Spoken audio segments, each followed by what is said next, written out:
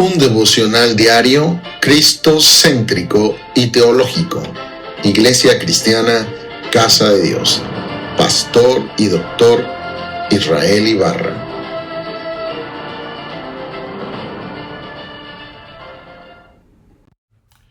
Devocional de hoy, 16 de junio del 2026. El texto de hoy es Juan 16, 25 al 28, versión Reina Valera 1960. La palabra de Dios dice: estas cosas os he hablado en alegorías. La hora viene cuando ya no os hablaré por alegorías, sino que claramente os anunciaré acerca del Padre. En aquel día pediréis en mi nombre, y no os digo que yo rogaré al Padre por vosotros, pues el Padre mismo os ama, porque vosotros me habéis amado, y habéis creído que yo salí de Dios. Salí del Padre y he venido al mundo, otra vez dejo el mundo y voy al Padre. Esta es la reflexión. El Señor Jesucristo está a pocas horas de ser arrestado, juzgado y crucificado. Sus discípulos están confundidos, llenos de preguntas y temores. Sin embargo, Cristo continúa preparándolos para la nueva etapa que comenzará después de su muerte, resurrección, ascensión y el posterior envío del Espíritu Santo. Estos versículos contienen algunas de las declaraciones más profundas acerca de la relación entre el Padre, el Hijo y los que somos creyentes. El primer punto a resaltar es que Cristo revela perfectamente al Padre. El Señor comienza diciendo: estas cosas os he hablado en alegorías. La hora viene cuando ya no os hablaré por alegorías, sino que claramente os anunciaré acerca del Padre. Durante su ministerio terrenal, muchas veces Jesús enseñó mediante ilustraciones, figuras, parábolas y declaraciones que los discípulos no comprendían plenamente. Su entendimiento estaba limitado porque todavía no habían presenciado la cruz ni experimentado la obra iluminadora del Espíritu Santo. La expresión "la hora viene" apunta al tiempo posterior a su resurrección. Entonces muchas cosas que antes parecían oscuras serían comprendidas. El propósito de Cristo siempre fue revelar al Padre. Juan presenta esta verdad desde el inicio. En Juan capítulo 1, versículo 18 declara: a Dios nadie le vio jamás. El unigénito Hijo que está en el seno del Padre, Él le ha dado a conocer. Cristo no vino simplemente a enseñar una nueva religión ni a entregar principios morales. Vino a revelar quién es Dios. Cuando observamos a Cristo, vemos la santidad del Padre, la justicia del Padre, la gracia del Padre, la compasión del Padre y el amor del Padre.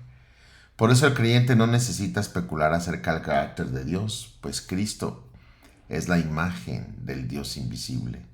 Cristo es la representación exacta del Padre. Él es el carácter de Dios manifestado. Todo lo que necesitamos conocer para nuestra salvación y comunión con Él ha sido revelado en la persona de Jesucristo. Segundo, el privilegio de acercarnos al Padre en el nombre de Cristo. Jesús continúa diciendo: en aquel día pediréis en mi nombre. La expresión "en mi nombre" no significa simplemente terminar una oración diciendo "en el nombre de Jesús". Orar en su nombre implica acercarnos a Dios basados en la autoridad, los méritos y la obra redentora del Señor Jesucristo. Antes de la cruz existía una distancia entre Dios y el hombre pecador. Después de la obra consumada de Cristo, el creyente recibe libre acceso a la presencia del Padre. Hebreos declara en el 4:16: acerquémonos pues confiadamente al trono de la gracia, para alcanzar misericordia y hallar gracia para el oportuno socorro. No nos acercamos por nuestros méritos, no nos acercamos por nuestra justicia, no nos acercamos porque seamos dignos, nos acercamos porque Cristo es digno y Él nos abrió el acceso al Padre. La sangre derramada en el Calvario abrió el camino hacia la presencia de Dios. Qué privilegio tan extraordinario poseemos los creyentes. El Dios que creó el universo escucha las oraciones de sus hijos cuando venimos a Él por medio de Jesucristo. Tercero, una de las declaraciones más tiernas de todo el Evangelio. El Señor añade: y no os digo que yo rogaré al Padre por vosotros, pues el Padre mismo os ama. Estas palabras son extraordinarias. Cristo no está negando su ministerio de intercesión, no. La Escritura enseña claramente que Él intercede por los creyentes. Por ejemplo, Romanos 8:34 declara: ¿quién es el que condenará? Cristo es el que murió, más aún el que también resucitó, el que además está a la diestra de Dios, el que también intercede por nosotros. Hebreos 7:25 declara: por lo cual puede también salvar perpetuamente a los que por Él se acercan a Dios, viviendo siempre para interceder por ellos. O sea, lo que Jesús está enfatizando es otra verdad preciosa. Los discípulos no necesitan pensar que el Hijo tiene que convencer a un Padre reacio a amarlos. El Padre ya nos ama. Muchas veces los creyentes tienen una idea equivocada de Dios. Imaginan a Cristo como amoroso y compasivo, mientras que ven al Padre como distante y severo. Sin embargo, la Biblia presenta una perfecta unidad entre el Padre y el Hijo. El mismo amor que movió al Hijo a venir al mundo es el amor que movió al Padre a enviar al Hijo. ¿Cuántos no conocemos el pasaje de Juan 3:16 que declara: porque de tal manera amó Dios al mundo que ha dado a su Hijo unigénito, para que todo aquel que en él cree no se pierda, mas tenga vida eterna? La iniciativa de la salvación nació en el corazón de Dios Padre.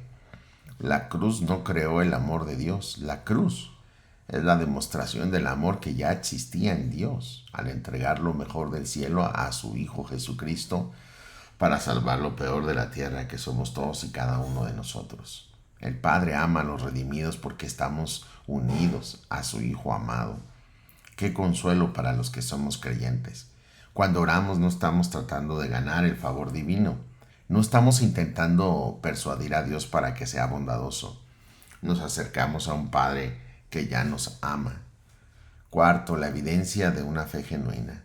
Jesús explica: porque vosotros me habéis amado y habéis creído que yo salí de Dios. El amor hacia Cristo y la fe en su origen divino son características fundamentales de un verdadero discípulo. Los discípulos aún tenían debilidades, temores y muchas áreas de inmadurez espiritual. Sin embargo, habían llegado a una convicción esencial: Jesús había venido de Dios. La fe salvadora siempre tiene un objeto definido: la persona del Señor Jesucristo. Así que no basta admirar a Jesús como maestro, no basta reconocerlo como profeta, no basta considerarlo un gran ejemplo moral. Debemos creer que Él es el Hijo eterno de Dios enviado por el Padre para salvar a los pecadores. El amor por Cristo es el resultado natural de conocer quién es Él y lo que ha hecho por nosotros. 5. El resumen de la misión de Cristo. Finalmente Jesús declara: salí del Padre y he venido al mundo. Otra vez dejo el mundo y yo voy al Padre. En una sola frase, Cristo resume toda la historia de la redención. Salí del Padre, habla de su preexistencia eterna. Jesucristo no comenzó a existir en Belén. Él es Dios eterno junto al Padre y al Espíritu. Y después declara: y he venido al mundo. Habla de la encarnación. El Verbo se hizo carne. El Dios eterno tomó naturaleza sin dejar de ser Dios en esa unión hipostática.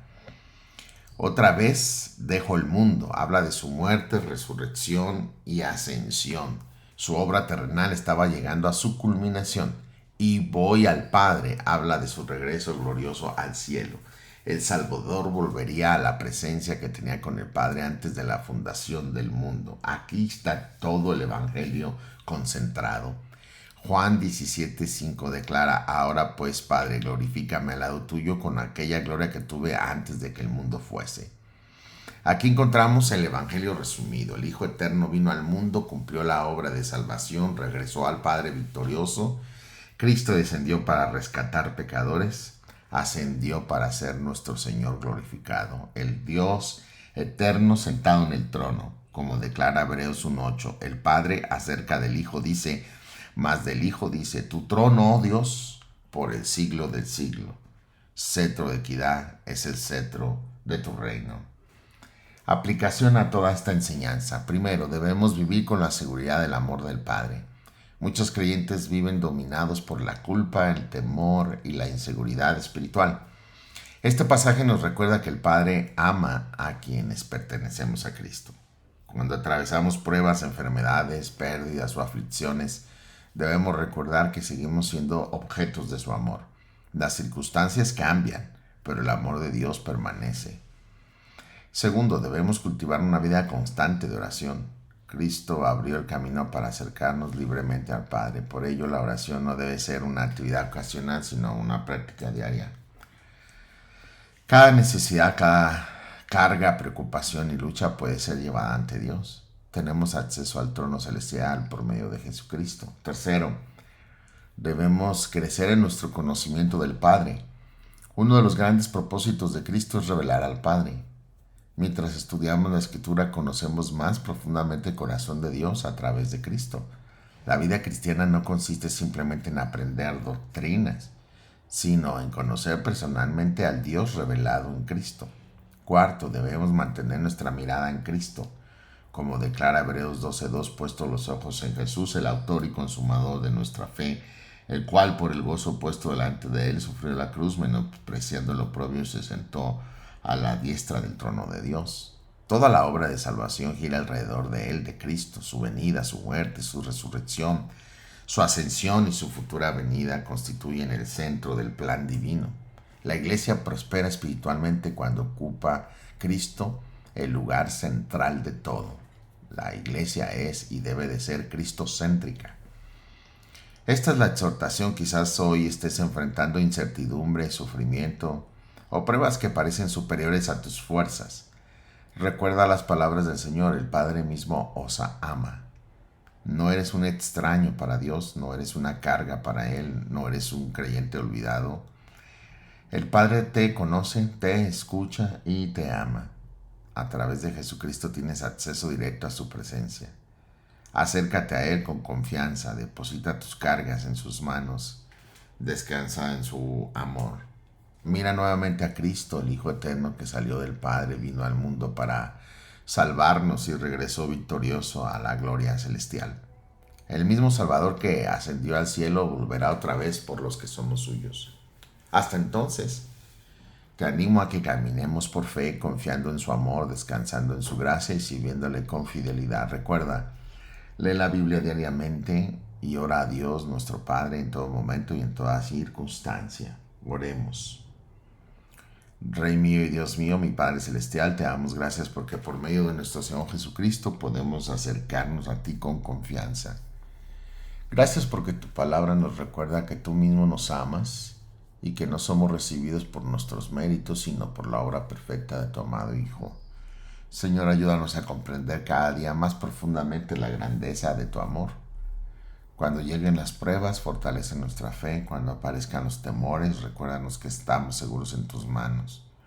Cuando sintamos debilidad, enséñanos a depender completamente de Cristo. Gracias porque el Hijo Eterno salió de tu presencia y vino a este mundo para buscar y salvar a los pecadores. Murió por nuestros pecados, resucitó gloriosamente y volvió a tu diestra. Hoy está sentado en el trono. Gracias porque hoy tenemos un Salvador vivo, suficiente y perfecto. Haz que nuestra vida de oración sea más profunda, que nuestro amor por Cristo crezca continuamente y que nuestro testimonio refleje la realidad de tu gracia. Que podamos vivir cada día conscientes de que somos amados por ti y llamados a glorificarte en todo. Y si hay alguien que aún no ha confiado en Jesucristo al escuchar este devocional y no ha creído en Él o confiado en Cristo como su Salvador, permite que reconozca su necesidad, que se arrepienta de sus pecados y que venga a Cristo por fe, confesándolo como su Señor y Salvador, encontrando en Cristo, en su obra en la cruz, el perdón de pecados, la vida eterna y la reconciliación contigo, Padre. Señor, todo esto te lo ruego en el nombre glorioso y santo de mi gran Dios, Señor y Salvador, Jesucristo.